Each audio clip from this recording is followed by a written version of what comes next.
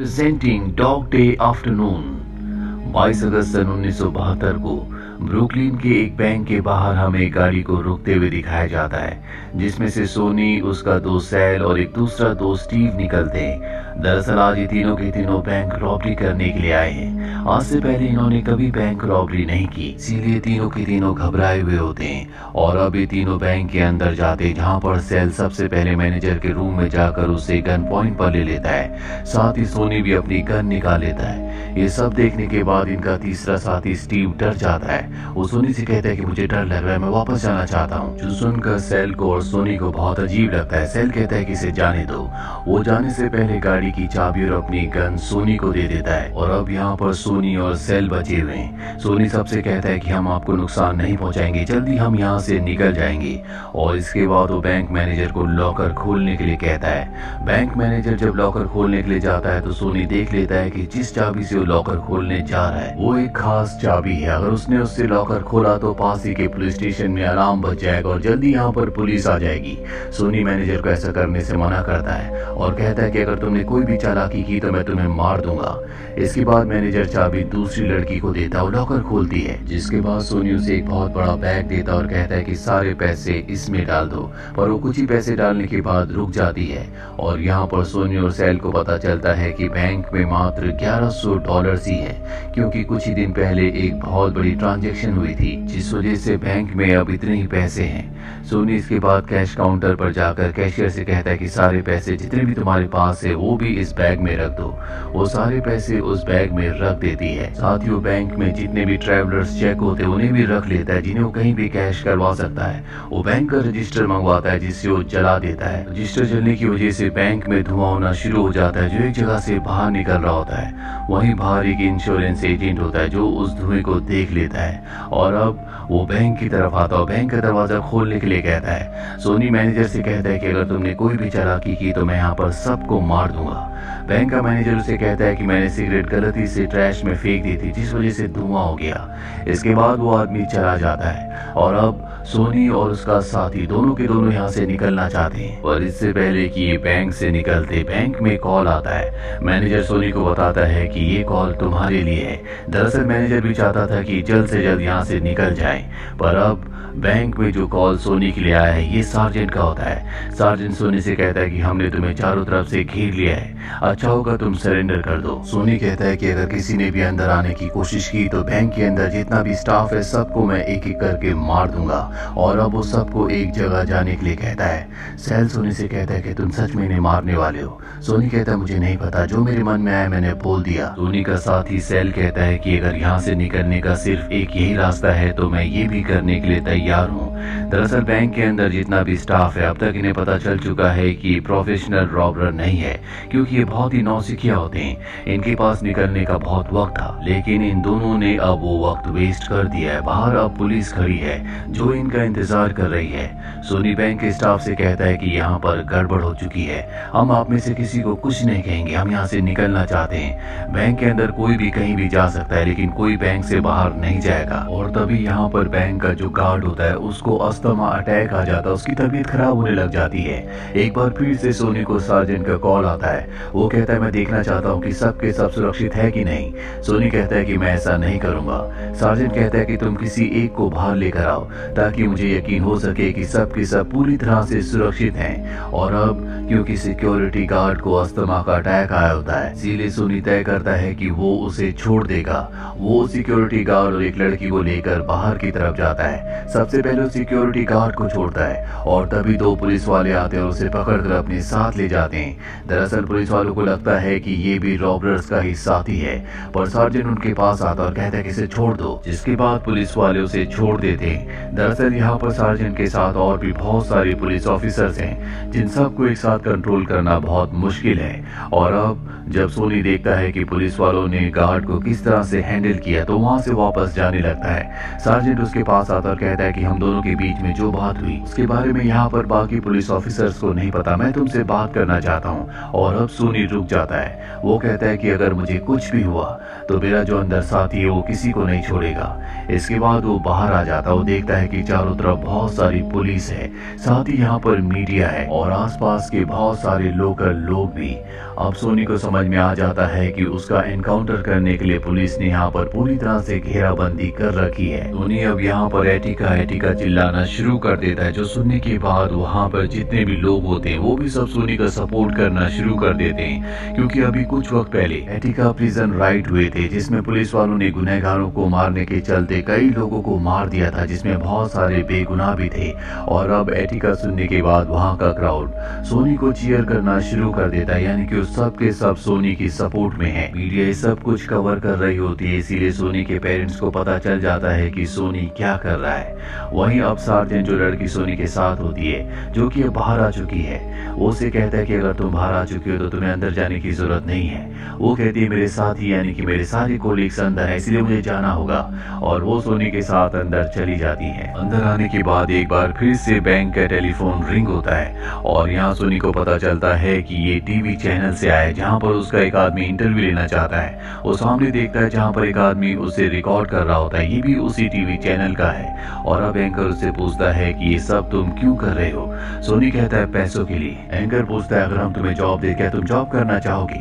सोनी कहता है यहाँ पर 8 लोगों की जान खतरे में है और तुम्हें अपनी टीआरपी अपने चैनल की पड़ी है। इसके बाद एंकर फोन कट कर देता है, क्योंकि उसे भी एहसास होता है कहीं ना कहीं वो गलत कर रहे हैं। और अब सोनी अपने दोस्त सेल से कहता है कि अगर हम FBI से कोई डील करें तो हम यहाँ से निकल सकते हैं। सेल को इस बात का कोई भी आइडिया नहीं था कि वो इतनी बड़ी मुसीबत में फंस जाएंगे। सोनी कहता है कि हम FBI से हेलीकॉप्टर की डिमांड करते हैं, जिसके बाद हम इस देश से बाहर निकल जाएंगे।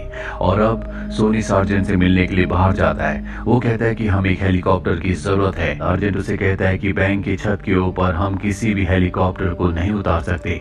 सोनी कहता है तो ठीक है, तो मेरी वाइफ को यहाँ पर ले आओ, उसके बदले मैं एक हॉस्टेज को छोड़ दूंगा।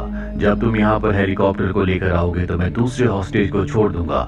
जैसे जैसे तुम मेरी डिमांड्स को पूरा करोगे, एक एक करके मैं सभी हॉस्टेज को छोड़ता जाऊंगा। सार्जेंट सोनी से उसके घर का एड्रेस मांगता है, जिसके बाद पुलिस वाले उसके घर पर जाते हैं, पर सोनी की पत्नी उनके साथ आने से साफ साफ मना कर देती है।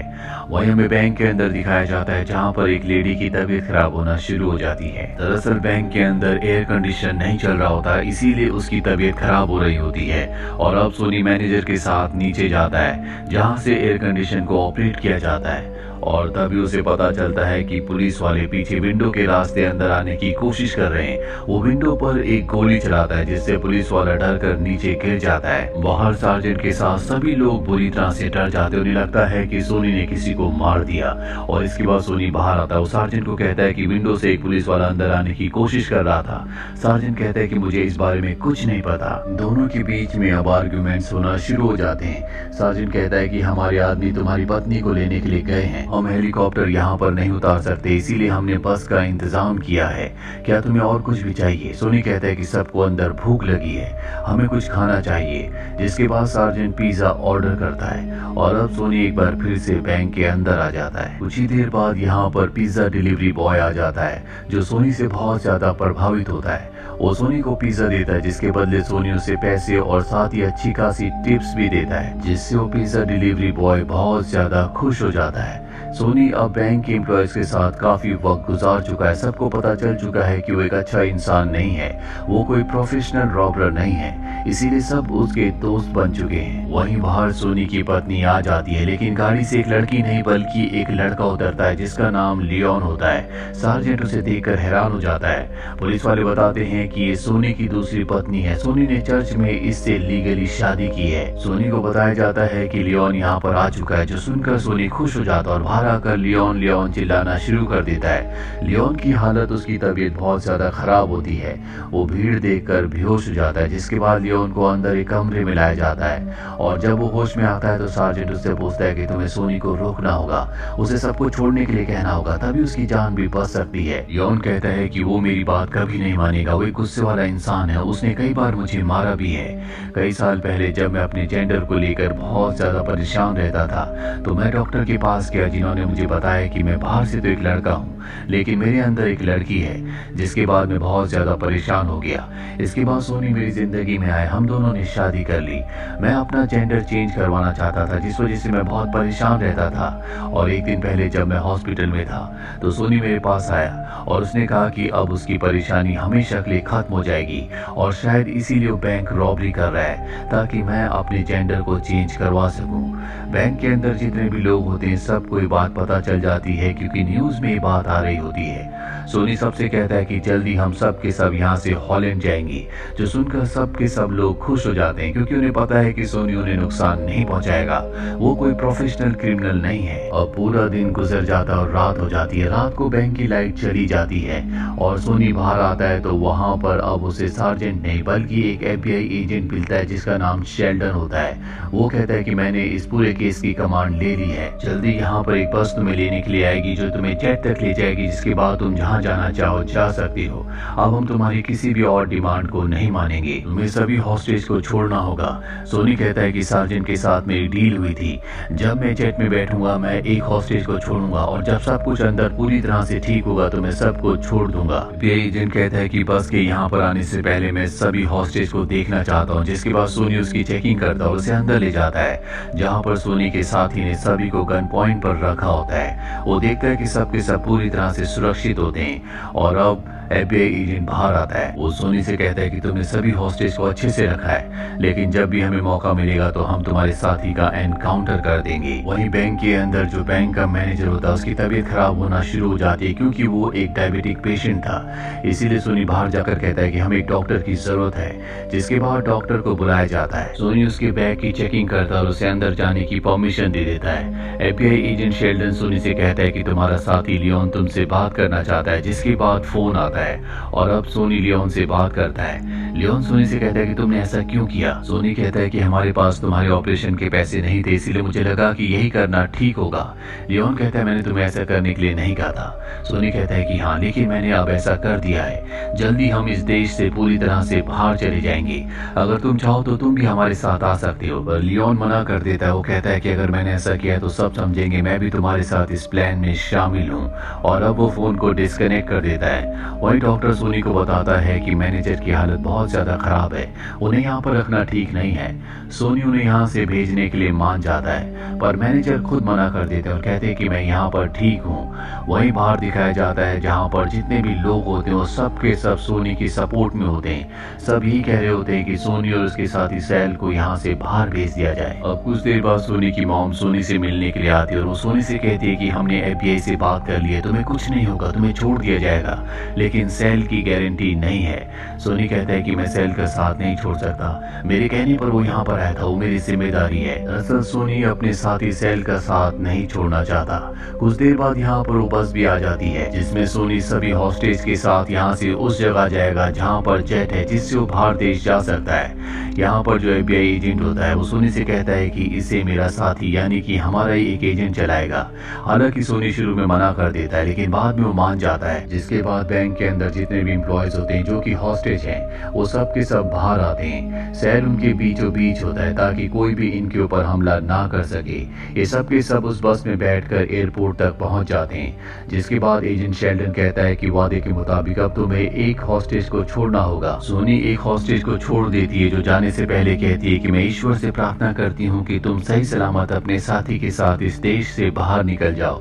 वो सोनी को अपना नेकलेस भी देती है, जिसके बाद उसे यहाँ से ले जाते हैं। वहीं वो एजेंट जो ड्राइविंग सीट में होता है जो सबको यहाँ तक लेकर आया है वो सैल से कहता है कि तुम अपनी गन मेरे सर के ऊपर से हटा लो, क्योंकि झटका लगने से गलती से गन चल सकती है, मेरी मृत्यु हो सकती है। सैल ऐसे ही करता है और ठीक उसी वक्त एजेंट शेल्डन जो कि गाड़ी के बाहर होता है वो दूसरे एजेंट को जो गाड़ी चला रहा था उसे इशारा करता है। वो सोनी की गन पकड़ लेता है और गाड़ी चलाने वाला एजेंट अपनी गन निकालकर सैल को मार देता है। सैल की मृत्यु हो चुकी है, साथ ही सोनी को पकड़ लिया गया है। FBI एजेंट सोनी से उसे कहता है कि चाहो तो तुम अपने लिए वकील कर सकते हो, लेकिन इसका कोई फायदा नहीं होगा क्योंकि सारे सबूत तुम्हारे खिलाफ है। सोनी के मन में सिर्फ पछतावा होता है क्योंकि उसका साथी सेल मारा गया। इसके बाद सोनी को 20 सालों की सजा होती है। साथ ही उसकी पत्नी लियोन, जो कि एक लड़का था, वो एक लड़की बनकर अब न्यूयॉर्क में रहती है। उसकी जो पहली पत्नी एंजी होती है, जिससे उसके बच्चे भी होते हैं, उनका खर्चा चलाने के लिए, उनकी देखभाल करने के लिए जो वेलफेयर सोसाइटीज होती हैं, वो उन्हें मदद करती है। सोनी के मन में, दिमाग में और दिल में एक पछतावा रह जाता है। और इसी के साथ ये फिल्म, ये कहानी जो कि सच्ची घटना पर आधारित है, यहीं पर खत्म हो जाती है। उम्मीद करते हैं कि ये कहानी आपको पसंद आई होगी।